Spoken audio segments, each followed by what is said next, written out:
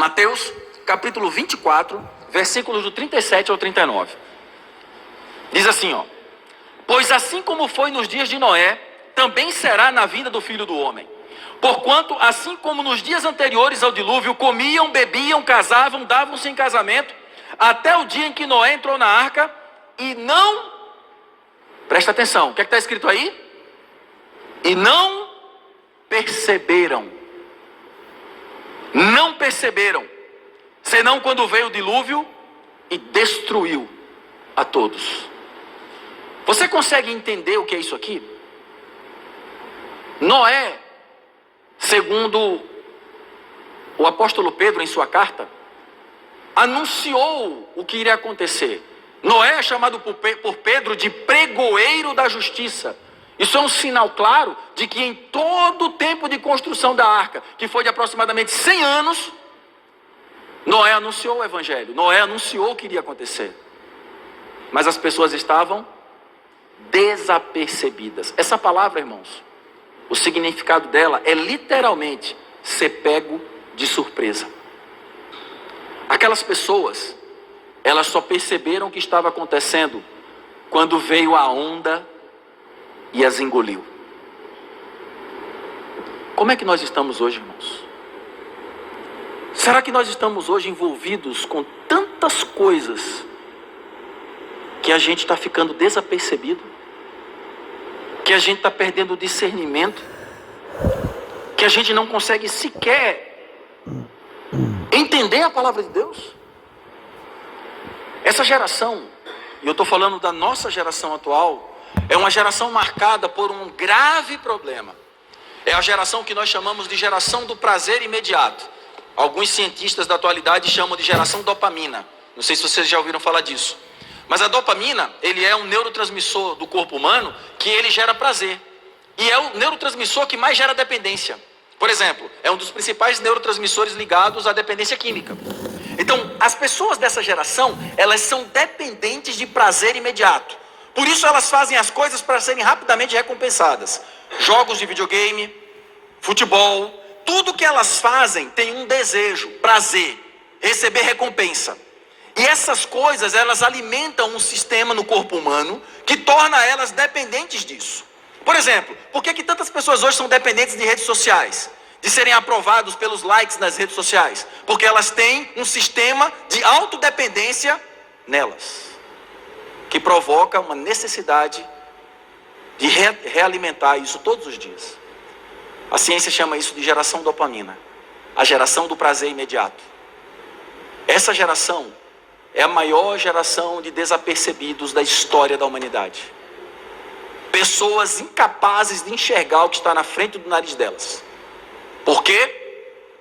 Porque estão ocupadas demais. Porque estão envolvidas demais com muitas coisas. Elas conseguem ouvir muitas vozes ao redor delas, mas elas não conseguem ouvir a voz de Deus. Isso é muito sério. Então, essa é a primeira vez que o Senhor fala essa frase: quem tem ouvidos, ouça. Querido irmão, querida irmã, não esteja desapercebido nesse tempo. Esteja atento. A volta do Senhor está eminente. Eu creio seriamente nisso.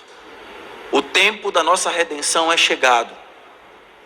E nós precisamos estar atentos. O Senhor tem sido muito misericordioso conosco. Segundo aspecto, ou a segunda vez que o Senhor fala essa frase. Agora abramos nossas Bíblias em Mateus capítulo 13, versículo 9. Mateus capítulo 13, versículo 9. Aqui todos nós conhecemos esse contexto, é a parábola do semeador, tá? Ao concluir a parábola ele fala: quem tem ouvidos, ouça. Só que quando o Senhor vai explicar a parábola, agora eu quero que você vá para o versículo 15. Aí o Senhor diz assim, ó: porque o coração desse povo está endurecido, de mau grado ouviram com os ouvidos e fecharam os olhos, para não suceder que vejam com os olhos, ouçam com os ouvidos, entendam com o coração, se convertam e sejam por mim curados. Eu queria chamar a atenção para a parte inicial desse versículo. Ele diz assim: porque o coração desse povo está endurecido. Só que a palavra grega para endurecido nesse versículo, a melhor tradução dessa palavra é gordo. Essa é a melhor tradução. Porque o coração desse povo está gordo. E a etimologia dessa palavra, ela traz um significado de extremamente confortável. O que o Senhor está querendo dizer com isso? Esse é outro mal dessa geração. É uma geração que busca conforto. É uma geração que não quer luta, que não quer sacrifício, que não quer passar por dificuldade. É um coração gordo. E aí ele diz assim, ó, e essas pessoas de coração gordo que buscam conforto, eles de mau grado ouvem.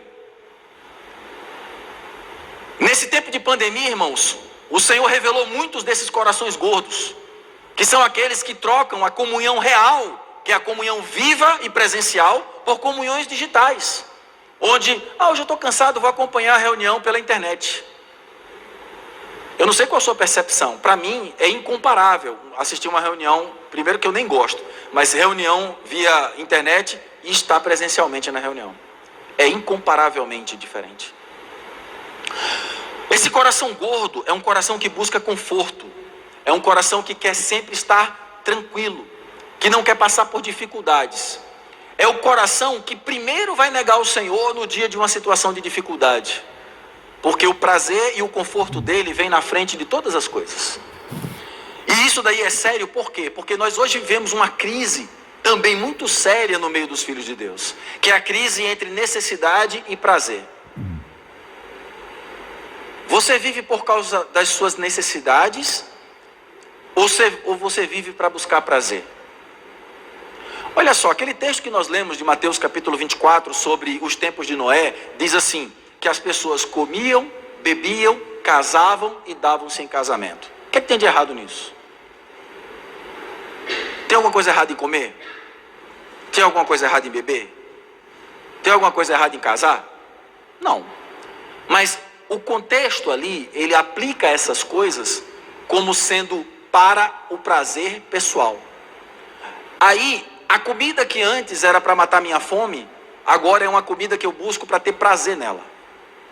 Então, eu preciso ir num restaurante muito do requintado para comer uma comida muito diferenciada, porque eu não vou matar minha fome, eu vou ter prazer. Você consegue perceber a diferença? É aí onde nós começamos a ser enganados. Nós não somos mais aqueles que simplesmente fazem as coisas porque a gente entende que o Senhor cuida das nossas necessidades. Nós nos tornamos aqueles que precisam trabalhar mais, que precisam suar mais, que parece que nada do que a gente tem, e por mais que a gente tenha, nunca nos satisfaz.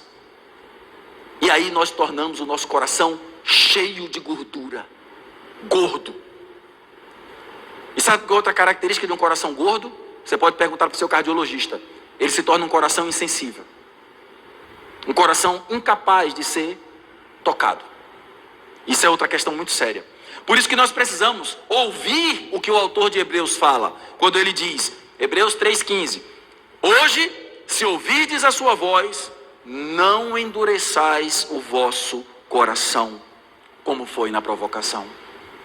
Nós precisamos orar todos os dias ao Senhor, irmãos.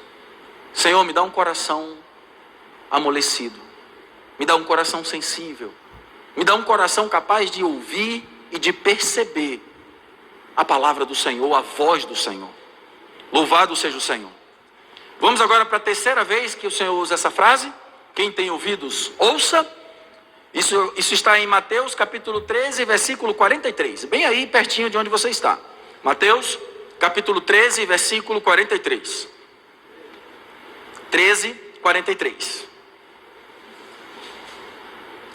Esse contexto é o contexto da parábola do joio e do trigo. Todos nós conhecemos também, tá? E aí o Senhor finaliza dizendo assim, ó.